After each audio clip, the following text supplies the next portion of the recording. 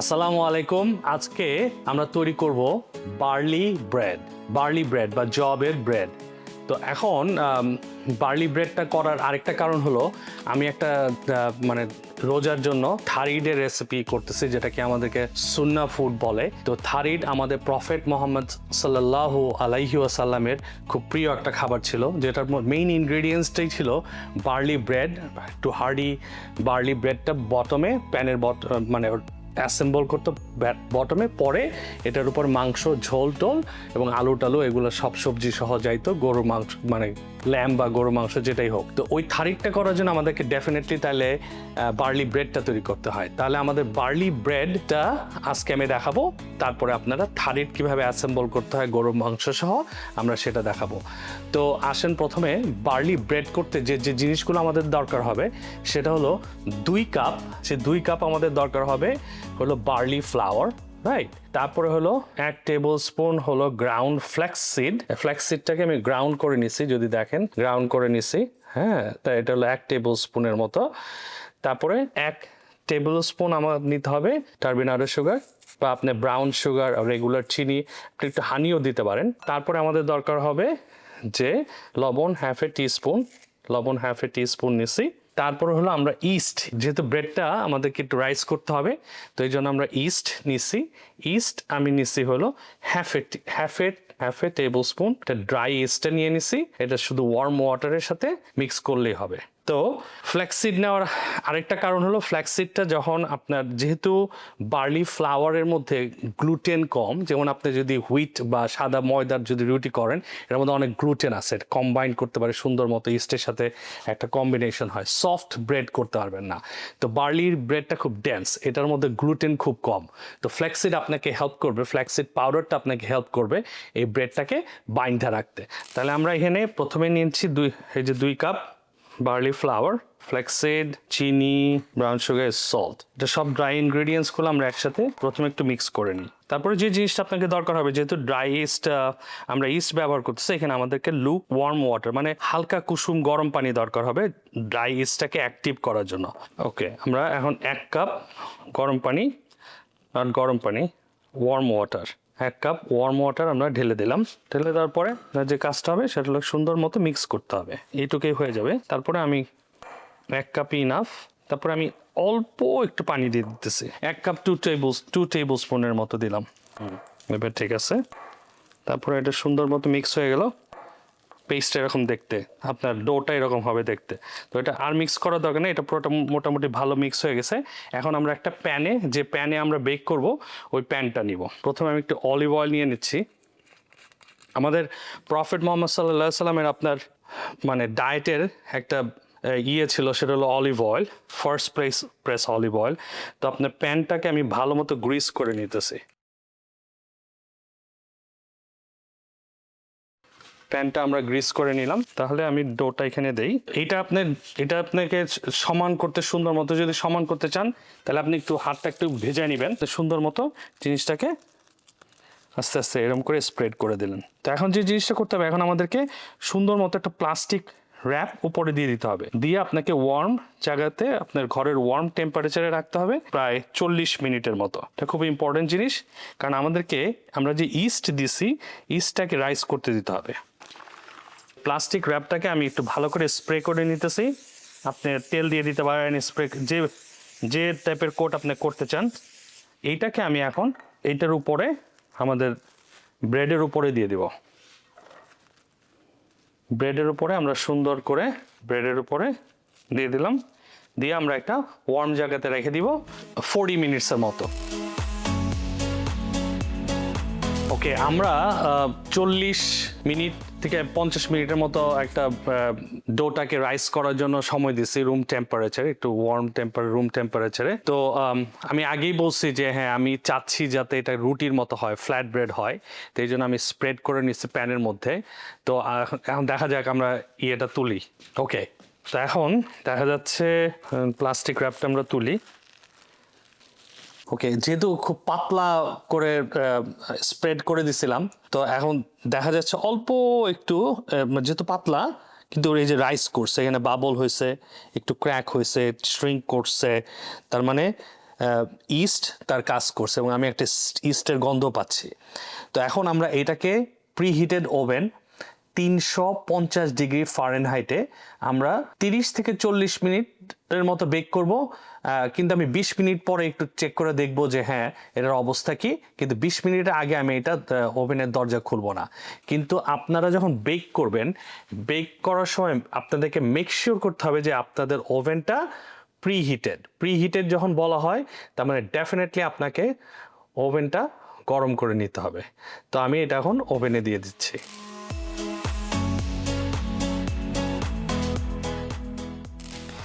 Alright, আমাদের barley bread ready. তো আমরা এখন বার্লি ব্রেডটাকে বের করব ওভেন থেকে। তো দেখি কি অবস্থা।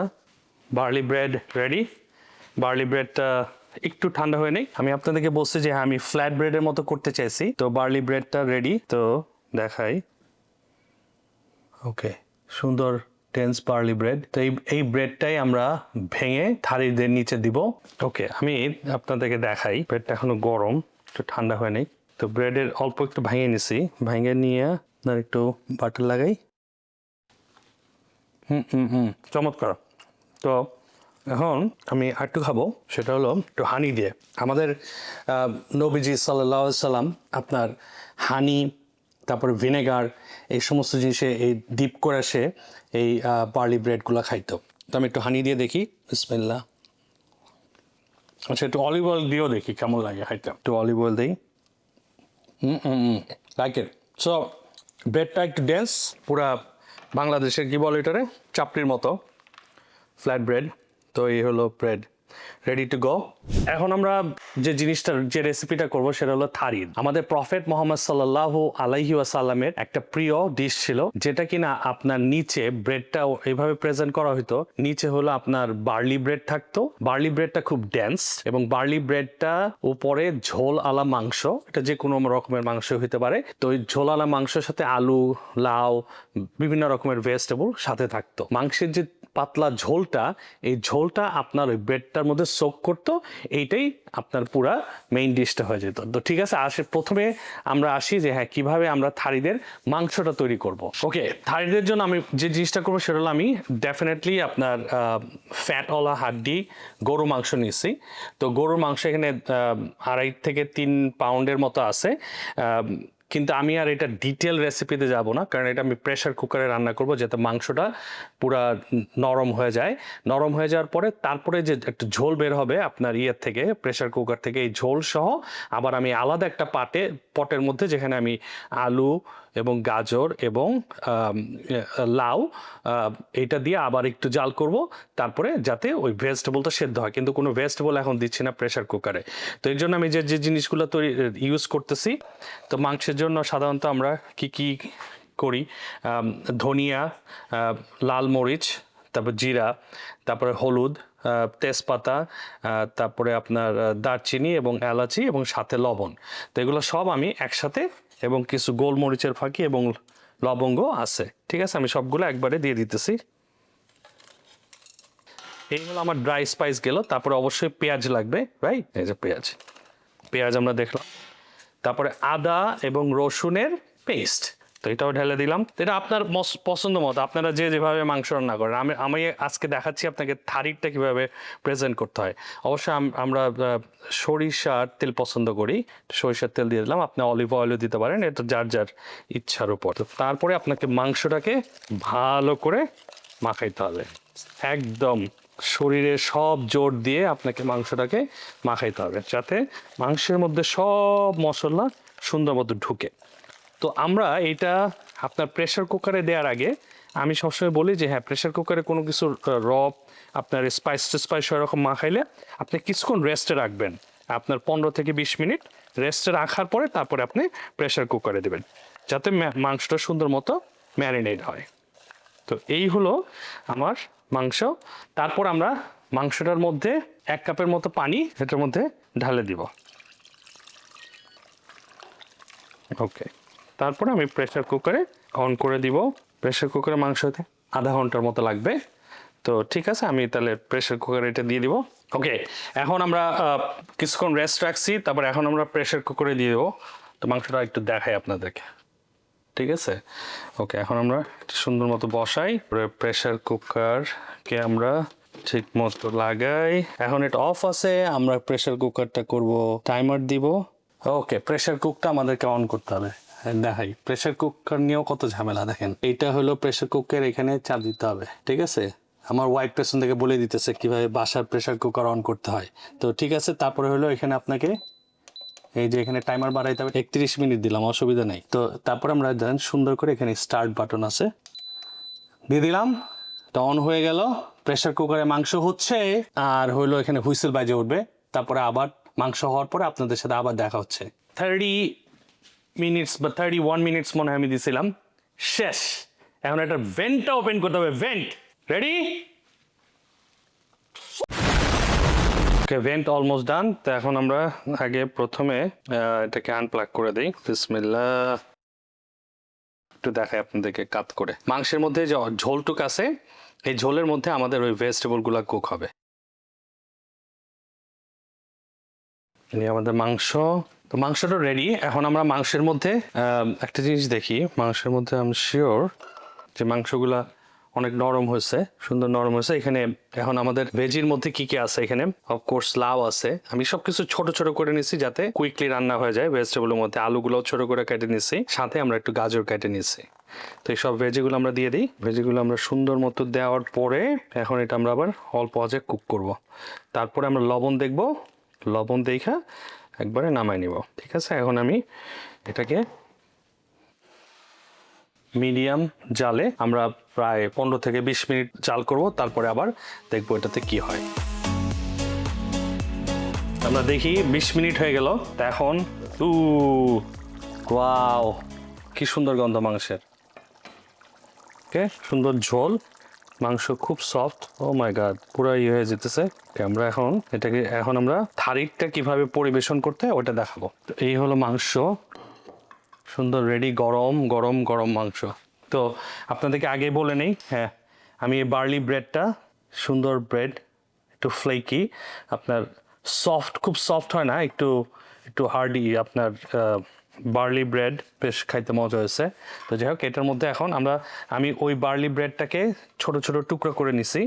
তো এটা হলো বটমে থাকবে আপনার পরিবেশনের প্যানে। তারপর মাংস দিব উপরে, তারপর হলো ঝোলগুলা দিয়ে দিবেন। এই ঝোলটা, এই ব্রেডটা পুরো এই ঝোলটাকে সোক করে নিবে, তারপরে আপনি পরিবেশন করবেন। তো আমি সব ঝোলগুলা দিচ্ছি। তো আপনাদেরকে দেখাই, যদি একটু উচ্চা করি তাহলে ঝোলটা মনে হয় দেখা যাবে নিচে ঝোলগুলা গেছে। আমি অল্প ছোট টুকরা সহ ঝোল সহ ব্রেড নেই, একটু খাই দেখি কি অবস্থা। বিসমিল্লাহ, ওয়াও, ফ্যান্টাস্টিক। মাংস একদম প্রেসার কুকারে দেওয়ার কোনো একদম মমের মতো গলে গেছে। ওয়াও, এই যে একটু ব্রেড, এই পাশেটা হলো ব্রেড আর ভেজিগুলা, মাংসটা, ও মাই গড, সো গুড। খুবই হেলদি একটা খাবার। বার্লি ব্রেড, আপনার এখানে রাইস বা অন্য রুটি, অন্য কিছু খাওয়ার দরকার নেই। বার্লি ব্রেডটা ঝোলটাকে সোক করে নিছে, ভেজিটেবল আছে, বিফ আছে, সো আপনি সব কিছু একসাথে পাচ্ছেন। আর বার্লি তো গুড ফর ইউর হেলথ। আমার বার্লি উপরে যে রিলটা দেখলে আরও ভালো বুঝতে পারবেন কী কী উপকারিতা আছে।